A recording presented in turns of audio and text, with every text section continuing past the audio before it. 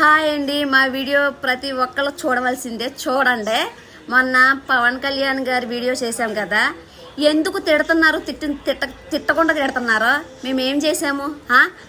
చిరంజీవి గారు అన్నా, పవన్ కళ్యాణ్ గారు అన్నా, ప్రభాస్ గారు అన్నా, ఇంకా హీరోలు ఉన్నారు, వాళ్ళందరూ అన్నా మాకు అభిమానం. ఏ పాట నచ్చితే ఆ పాట తీస్తాం. దాని మాత్రానికే ముండలారా ఏంటి ఆ తిట్లు?